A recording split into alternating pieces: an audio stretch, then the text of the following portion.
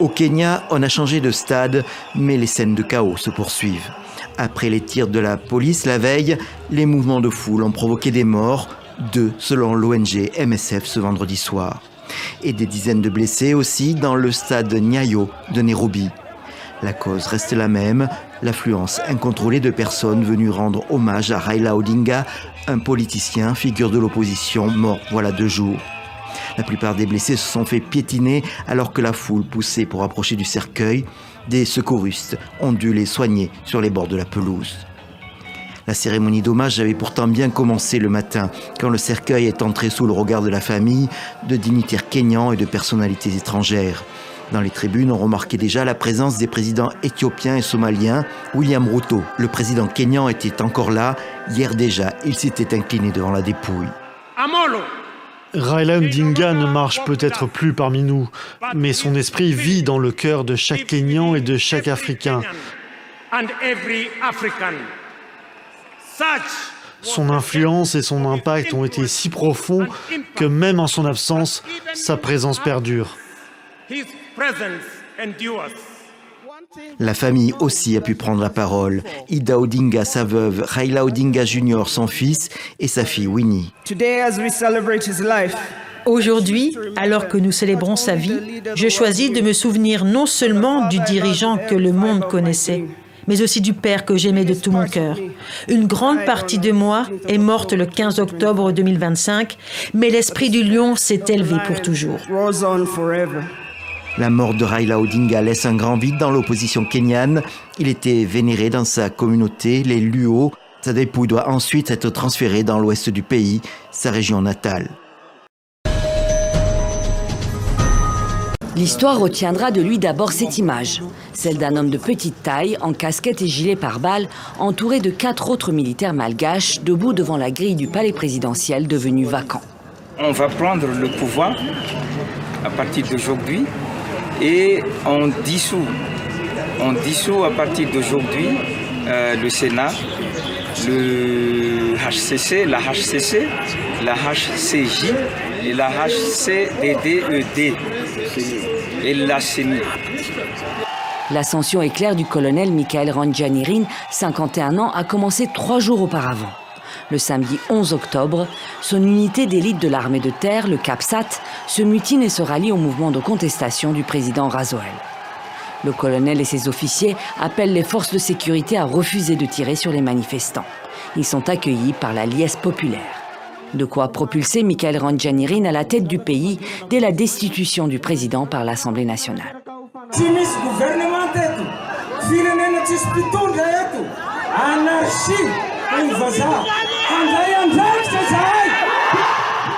La responsabilité, le CAPSAT l'avait pourtant déjà prise en 2009 en jouant un rôle déterminant dans le coup d'État qui avait porté Razoel au pouvoir. Mais dans les années qui suivent, le colonel Randjanirin critique le président en place. À tel point qu'en novembre 2023, il est emprisonné quelques mois pour incitation à la mutinerie en vue d'un coup d'État et condamné à 1 an de prison pour atteinte à la sûreté de l'État. 2 ans plus tard, le nouvel homme fort de Madagascar réfute toute prise du pouvoir par la force. Coup d'État, moi je pense pas. Qu'il y avait coup d'État. Investi président, le colonel, originaire d'un village du sud du pays, est désormais l'homme le plus puissant de Madagascar. Mais il est aussi attendu au tournant par toute la jeunesse malgache. Je suis vraiment soulagée qu'Andry Razoel ne soit plus au pouvoir. C'est aussi un message à son successeur. Tirez les leçons de cette expérience et ne commettez pas les mêmes erreurs. Pour l'heure, Michael Randjanirin a promis des élections d'ici 18 à 24 mois et assuré que la jeunesse sera consultée avant la nomination du nouveau Premier ministre du pays. Pour sa cérémonie d'investiture à la Haute Cour constitutionnelle, le colonel Randjanirin a troqué son uniforme militaire pour un costume civil. Afin d'assurer une gestion saine et responsable des finances publiques, nous nous engageons à mettre en œuvre une politique de sobriété budgétaire en limitant les dépenses publiques aux besoins prioritaires et vitaux de la population. Il est temps de mettre un terme à tout gaspillage des deniers publics. Un nouveau rôle pour le chef de l'unité militaire CAPSAT, dont la mutinerie a permis la prise de pouvoir par les militaires après le départ d'Andry Razoel. Dans son discours, Michael Randjianirin remercie les jeunes du mouvement Gen Z, à la pointe des manifestations selon ses mots. Le nouveau président promet des élections d'ici 18 à 24 mois et assure que le gouvernement appartient aux civils. Des déclarations que le monde surveille de près. Lors de la cérémonie d'investiture, des délégations étrangères, venues notamment des États-Unis, de la Russie et de la France, étaient présentes. L'Union africaine prévoit d'envoyer des enquêteurs sur l'île. Au lendemain du renversement d'Henri Razoel, l'organisation a suspendu Madagascar de ses instances. Au Sénégal, 72% des clients de la Sénélec, la Société nationale d'électricité, ont recours à un système de compteurs prépayés, connu sous le nom de Woyofal. Mais depuis plusieurs semaines, de plus en plus de consommateurs se plaignent de la hausse des tarifs, avec des crédits qui durent de moins en moins longtemps. Résultat, de nombreuses familles, mais aussi des PME, doivent se passer d'électricité plusieurs fois par jour. Ils sont venus manifester ce vendredi aux côtés de certains responsables de l'opposition. À l'appel du collectif Nyolank, nous refusons en Wolof. En ce moment-là, c'est très compliqué parce que même les PME qui n'ont pas de subvention sont en train d'augmenter les prix de denrées de première nécessité à cause du courant. Parce que si le courant est cher, ça répercute sur tous les denrées. Le collectif Nyolank, créé en 2019 et qui protestait déjà à l'époque contre la cherté de l'électricité, a rencontré à plusieurs reprises les autorités ces dernières semaines. Il dénonce un manque de transparence dans le système de tarification et pointe du doigt également l'écart avec les pays voisins. Au Sénégal, le kilowattheure coûte en moyenne 127 francs CFA contre 87 en Côte d'Ivoire. Aujourd'hui, on a les découvertes. Il y a des projets qui sont en cours, comme le gaz to power, le Yaka Sénégal. Mais pourquoi l'État n'accélère pas ces projets? Qu'est-ce qui bloque aujourd'hui cette politique énergétique? Les autorités sénégalaises, de leur côté, affirment qu'il n'y a eu aucune hausse des tarifs de l'électricité. La lutte contre la vie chère et la protection du pouvoir d'achat restent des priorités pour le nouveau gouvernement. C'est l'effervescence sur le port de Mbandaka. L'épée du roi s'apprête à partir. Les passagers s'entassent sur cette pirogue motorisée qu'on appelle ici une baleinière. Il n'y aura pas de gilet de sauvetage pour tout le monde, même si c'est obligatoire. Les voyageurs savent que le périple qui les attend peut mal tourner.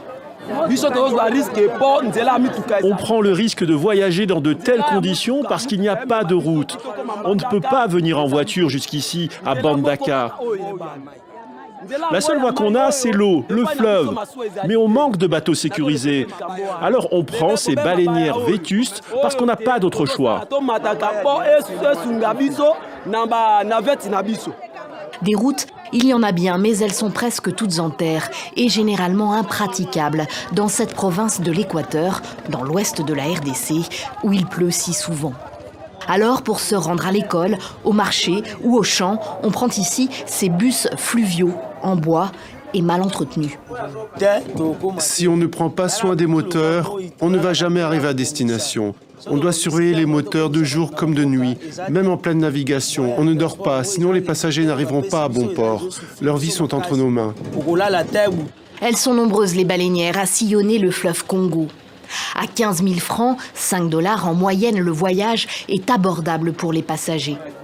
Les armateurs, de leur côté, se soucient peu du tonnage ou des normes de sécurité. Oui, on embarque trop de passagers et de marchandises et c'est normal parce que quand je dépense 15 000 à 30 000 $ pour acheter une baleinière et l'exploiter sur le fleuve, c'est pour faire des bénéfices. Et puis quand on est taqué comme ça, beaucoup d'agents de services d'environnement viennent percevoir des taxes, les marins exigent des bulletins de contrôle et on doit payer beaucoup d'autres services, sinon ils bloquent le départ de la baleinière. Mais parfois, quand la baleinière s'élance, elle ne va pas jusqu'au bout du chemin. Depuis l'été 2024, au moins 148 personnes sont mortes dans des naufrages de pirogues sur le fleuve Congo. Des dizaines restent disparues. Des chiffres sous-évalués car les listes de passagers sont rarement disponibles. Florence Munzanza et son mari pleurent leur fils, Jean-Florent, noyé l'année dernière à 28 ans. Il était parti en mission pour son travail. Au retour, son bateau a chaviré. Mon fils était parmi les morts. Et depuis qu'il est mort, le gouvernement n'a rien fait, il s'en fout. Sous d'autres cieux, il y aurait eu des enquêtes et un procès pour que les responsables répondent de leurs actes. Mais ici, rien. Cet ami de Jean Florent était là lui aussi et en a réchappé, s'agrippant dans l'eau à un morceau de bois avant d'être repêché par des riverains. Il raconte qu'à chaque arrêt de la baleinière, elle repartait un peu plus lourde. Il n'y avait ni tempête, il n'y avait ni vague, mais l'excès de charge est tellement que c'était la nuit et le voyage nocturne et on a vraiment connu le noyade. Justement, on a écouté les gens crier « Tozindi ». J'ai dit « mais ça alors, on ne sait pas, moi je ne sais pas naviguer, je ne sais pas nager plutôt, comment je veux faire ?» La baleinière sur laquelle les deux amis avaient embarqué voyageait de nuit, ce qui est interdit, et le tonnage est naturellement réglementé. Au début de son premier mandat en 2019, le président Tshisekedi avait placé la réhabilitation et la construction de routes au cœur d'un vaste programme de développement et promis de relier la RDC et ses plus de 2 millions de kilomètres carrés du nord au sud et de l'est à l'ouest. Mais aujourd'hui encore, selon les autorités, moins de 5% des routes du pays sont asphaltées. Le fleuve Congo reste une voie de communication incontournable dans l'ouest.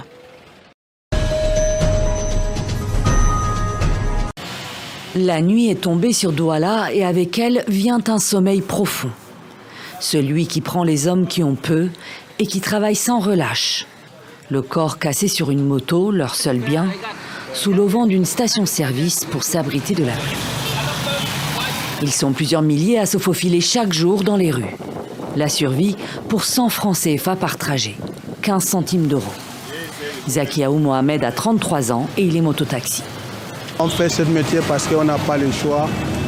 Donc, on n'a rien à faire.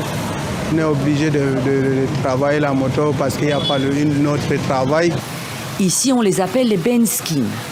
Parfois, les autorités les diabolisent, les accusent de délinquance. Mais eux savent qu'ils sont les laissés pour compte d'un système. Sous la présidence de Paul Biya, au pouvoir depuis 42 ans, et candidat à un 8e mandat. La vérité, tout le monde veut les changements, mais les gens ont peur de dire qu'on veut les changements. Mais les populations, toutes les populations, ils veulent les changements.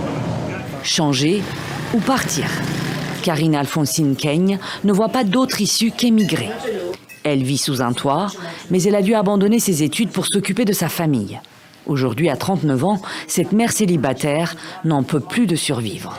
Mon rêve, c'est de quitter le pays et que je travaille comme coursier dans une société à l'étranger. Même avec la moto, je pense que je peux gagner plus. En attendant, elle vit de ses allers-retours en moto. Et dans le métier, elle n'est pas la seule. Asline Nugunana travaille aussi comme mototaxi et mécanicienne. Pour l'heure, la jeune femme qui gère un petit garage refuse de baisser les bras, de renoncer au pays. Partir pour moi, j'ai eu l'argent qu'elle pouvait partir depuis. Je ne suis pas partie. Parce que je sais qu'en Afrique, il y a tout. En Afrique, il y a tout. Ici, je peux m'en sortir. Ça veut dire que même mon enfant s'en sortira. Donc, d'office, je ne suis pas de ceux qui veulent exiler vers le Canada, exiler vers l'Europe. Parce qu'en Afrique, si nous tous nous partons, que deviendra l'Afrique? Qui va faire l'Afrique de demain? C'est nous, c'est toi, c'est moi. Pour retenir sa jeunesse au pays et construire le Cameroun de demain, le futur président aura pour lourde tâche de combattre le chômage, qui s'élève à 35% chez les jeunes, selon la Banque mondiale.